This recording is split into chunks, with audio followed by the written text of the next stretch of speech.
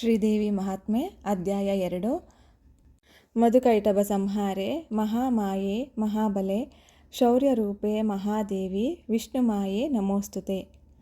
ಭಗವಾನ್ ಶಿವನು ದೇವಿ ಮಹಾತ್ಮೆಯನ್ನು ಹೇಳತೊಡಗಿದನು.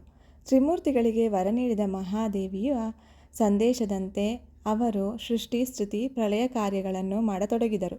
ಮಹಾವಿಷ್ಣುವು ತನ್ನ ಯೋಗಮಾಯೆಯಿಂದ ಶಿಶುವಿನಂತೆ ಅಲೆದಲೆಯ ಮೇಲೆ ಮಲಗಿದನು.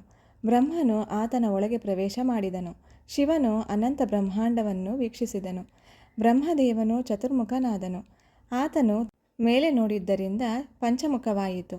ಇದನ್ನು ಶಿವನು ಚಿವುಟಿ ಹಾಕಿದ ನಂತರ ಅದು ತನ್ನ ಭಿಕ್ಷಾಪಾತ್ರೆಯಾಗಿ ಬ್ರಹ್ಮಕಪಾಲವೆನಿಸಿತು.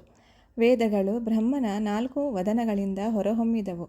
ಇದೇ ಧರ್ಮದ ಮೂಲವಾಯಿತು. ನಾರಾಯಣನ ಕಿವಿಯ ಮಲದಿಂದ ಮಧುಕೈಟಭರೆಂಬ ದಾನವರು ಅಸ್ತ್ರಪಾಣಿಗಳಾಗಿ ಹೊರಬಿದ್ದರು.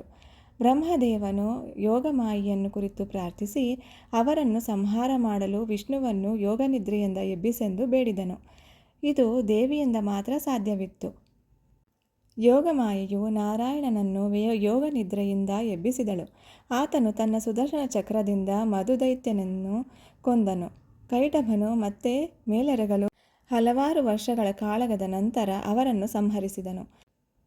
ಇದೇ ದೇವಿಯ ಪ್ರೇರಣಾಶಕ್ತಿಯ ಮಹಿಮೆಯಾಗಿದೆ. ಇದಕ್ಕೆ ಮೊದಲು ಅಜೇಯರಾದ ಮಧುಕೈಟಭರಿಗೆ ವರಬೇಡಲು ಶ್ರೀಹರಿಯು ನುಡಿದಾಗ ಅವರು ನೀನೇ ನಮ್ಮನ್ನು ಕೊಲ್ಲು ಎಂದು ಹೇಳಲು ಸುದರ್ಶನ ಚಕ್ರದಿಂದ ಅವರ ಶಿರಸ್ಸನ್ನು ನಾರಾಯಣನು ಕತ್ತರಿಸಿದನು. ಶಿವನು ತಪಸ್ಸಿಗೆ ಹೊರಟನು.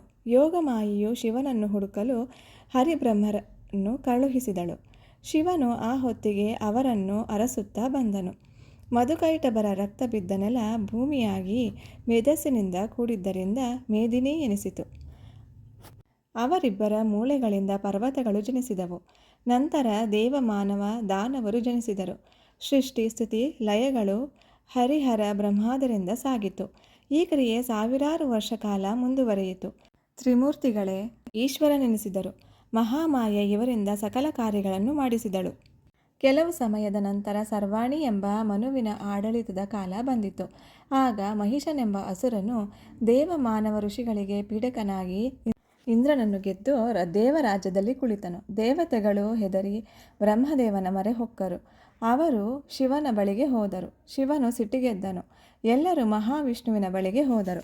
ಮಹಾವಿಷ್ಣುವು ದೇವತೆಗಳು ಬಂದ ಕಾರಣವನ್ನು ಕೇಳಿ ತಿಳಿದನು. ಮಹಿಷಾಸುರನ ಕಾಟವನ್ನು ನಿವಾರಿಸಿ ರಕ್ಷಿಸಬೇಕೆಂದು ಬೇಡಿದ ದೇವತೆಗಳು ತಮ್ಮ ಕಷ್ಟಗಳನ್ನು ತೋಡಿಕೊಂಡರು. ದೇವತೆಗಳ ಮೊರೆಯನ್ನಾಲಿಸಿದ ಹರಿಗೆ ಕೋಪ ಬಂದಿತು. ಆತನ ನೇತ್ರಗಳಿಂದ ಜ್ವಾಲೆಗಳು ಹೊರಹೊಮ್ಮಿದವು. ಆ ಜ್ವಾಲೆಯಿಂದ 8 ದಿಕ್ಕುಗಳು ಶೋಭಿಸಿದವು. ಸಕಲ ದೇವತಾ ಶಕ್ತಿಗಳು ಸೇರಿ ಸ್ತ್ರೀರೂಪ ತಾಳಿ ಆ ದಿವ್ಯ ಸ್ತ್ರೀರೂಪದ ಭುಜವೇ ವಿಷ್ಣುವಿನ ತೇಜಸ್ಸಾಗಿತ್ತು.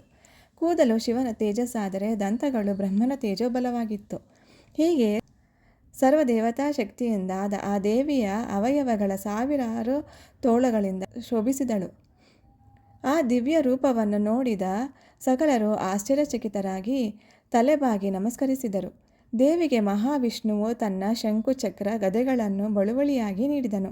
ಶಿವನು ಶೂಲ ಡಮರು ಚಂದ್ರಹಾರ ಪಾಶುಪತಗಳನ್ನು ಕೊಟ್ಟನು. ಬ್ರಹ್ಮದೇವನು ಅಕ್ಷಯಮಾಲೆ ಕಮಂಡಲಗಳನ್ನು ಕೊಟ್ಟರು.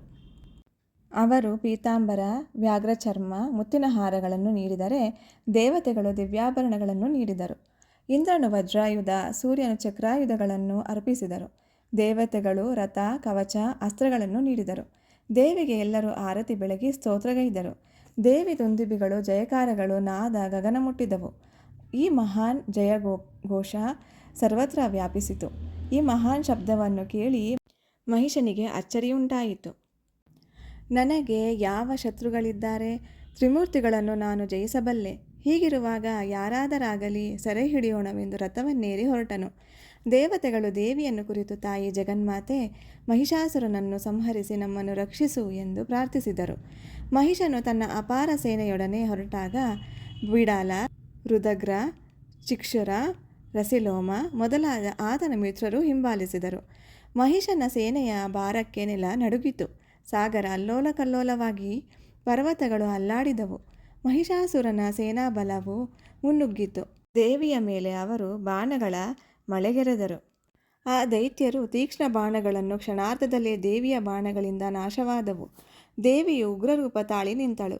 ದೇವಿಯು ಮಹಿಷನ ಸೇನೆ ಬಲವನ್ನು ಗರ್ಜನೆಯಿಂದ, ಹೂಂಕಾರದಿಂದ, ನೋಟದಿಂದ, ಖಡ್ಗದಿಂದ ನಾಶ ಮಾಡಿಸಿದಳು. ರಾಕ್ಷಸರ ರಥ ಅಸ್ತ್ರಗಳು ನಾಶವಾಗಿ ರಕ್ತದ ಪ್ರವಾಹ ಹರಿದಿತ್ತು. ಹೀಗೆ ಮಹಿಷಾಸುರನ ಸೈನಿಕರು ಸತ್ತು ಕೇವಲ ಉಳಿದ ಕೆಲವರು ಪಲಾಯನ ಮಾಡಿದರು ಎಂಬಲ್ಲಿಗೆ ದೇವಿ ಮಹಾತ್ಮೆಯ 2ನೇ ಅಧ್ಯಾಯವು ಮುಗಿಯಿತು.